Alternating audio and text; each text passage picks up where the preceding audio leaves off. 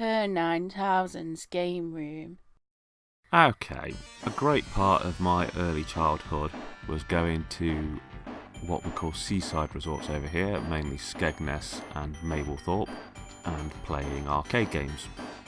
Now, in England at least, you didn't tend to see arcades in normal places, they tended to be in holiday type resorts. But I spent so much time shoving coins in the slot, to me that was the most greatest thing about going on holiday. And one company, above all, was responsible for a lot of my pocket money going, shall we say, and that was Capcom. Now, Capcom were just an absolute machine when it came to putting out side-scrolling beat-em-ups. They weren't necessarily the first, there were things before them like Renegade and Double Dragon, but the game that really kicked it off, at least for me, is Final Fight. I'd play Final Fight absolutely loads with my brother. Usually he'd be Hagar and I'd be Cody or Guy, and it's just great. You can probably tell I like Final Fight a lot because I've reviewed both the SNES games. I haven't done a review of the arcade game, but I think my opinion on it's come across in those. Here, what I'm reviewing is Capcom's recent Brawler compilation. The version I've played is the Switch version, although I have dabbled with the others. But I thought I'd talk about it, a quick review so to speak. What do you get on it? Well, on your cart or disc or download, you get Final Fight, Captain Commando, The King of Dragons, Knights of the Round, and Warriors of Fate. You get those 5 games, but not only that, you get 2 games which, the above ones Capcom's put out before, but these 2 really, as far as I know, this is the first time they've been on home consoles, and these 2 are Armoured Warriors and Battle Circuit. Yeah, I'm sure some people will be upset their favourite game's not on here. There'll be somebody complaining there's no Cadillacs and dinosaurs or no Alien vs Predator. But when this will cost you about £16, 7 games ain't bad. And you've obviously got to recognise there'll be licensing issues in the way of some of those properties.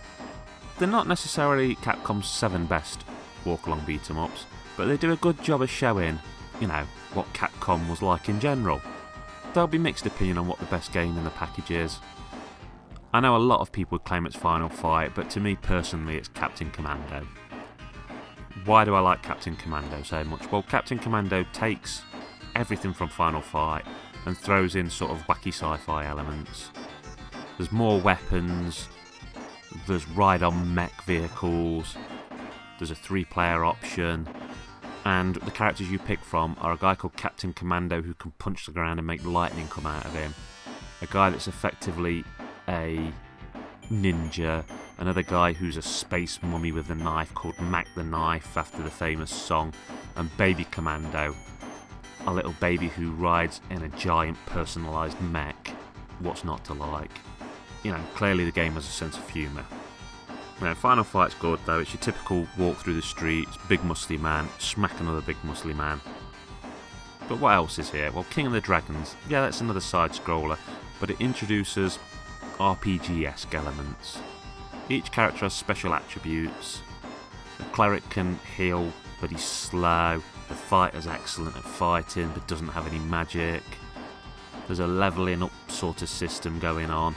Then you've got Knights of the Round, which is another sword and sorcery one. I'd argue it's possibly the weakest one on the collection. There's a levelling system in play again. And interestingly, character changes appearance as they earn more points. There's no grappling and throwing on offer though, but you can block and repel people's offences, which, it makes this game a little bit different. And when you've got a collection of games that are all from the same field, I think that's quite important. You'll notice the subtle differences like this.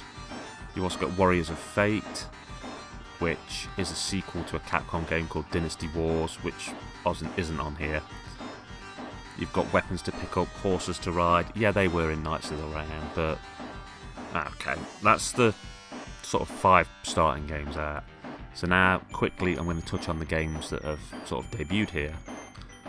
You've got Armoured Warriors, which in Japan was known as Powered Gear. Basically, if you like your walk along, punch things in the face, and you also like robots, you'll be right at home here. There's a whole selection of melee and grapple attacks, and you can use these with sub-weapons and weapons stolen from fallen foes. You can dash around the screen, which makes this quite a fast-paced brawler compared to some of the others. It's really surprising to me. It's a great gameplay in it. It's the first real time I've had a crack on it. I don't remember this one back from the arcades. Maybe I never had the luck to see it. But I can't believe this has never made its way on something like the PlayStation or the Saturn. This game alone, I think, if you haven't played it, is more than reason enough to invest the money and have a crack. Okay, last but not least, we have Battle Circuit. This game came out in 1997, which, you know, by that time, you've got pretty good consoles at home, and I think the interest in coin-ups had dropped off. The game has a colourful sci-fi setting, a bit Captain Commando-esque. There's support for up to 4 players. It's got wonderful 2D visuals. I mean, this would have come out in a time where people were starting to become obsessed with 3D. So it's nice to see something just be proper good 2D. And although it's not my favourite, you've got to give it a crack. What about the collection though? Obviously I've talked about the games briefly. The presentation on the collection is good. All of the games come with save state support, and you can toggle between the English and Japanese versions. There's galleries for each title which contain promotional and concept artwork. There's local multiplayer, where you can use a single Joy-Con each and crowd around one switch when I beam it up on the screen. But it's also possible to play every single game on this collection online, which in theory should mean you're never short of somebody to play with. Although when I tested it out, it was a bit of a mixed bag. A lot of the games I joined had quite a bit of lag on them, but you know, maybe that's my experience, and also with the online nature of things, updates and stuff might help it. You can also go into the settings for each individual title and adjust things like the difficulty, the amount of lives you get, the points threshold for gaining a new life. All the games are set to free play, so effectively you've got unlimited credits. Now, if like me, you were a kid who used to push your 50p's in to keep playing, a lot of these games you only had finite money, so you probably got to like the 5th level on Final Fight and you'd run out of money, or your parents had called you to have fish and chips, or it was time to go home for the day. So really this would be the first time for a lot of people to see these games from start to end. But they also, you know, you can do your own sort of play setting here. You can see how far you can get on one credit, challenge yourself. Now, obviously there's very little about this I can complain about. You've got a collection of 7 games from one of the best companies, from what in my opinion is one of the best time periods of gaming. If you don't like the walk along beat 'em up, this isn't going to make you like it. This is like a love letter to the fans of that genre. If you were never into it, this won't get you into it. But if you have even the utmost littlest interest in walk along beat 'em ups or in Capcom as a company, then I think this is a must-have game. Okay, it's Kerr9000 signing off. Keep on gaming.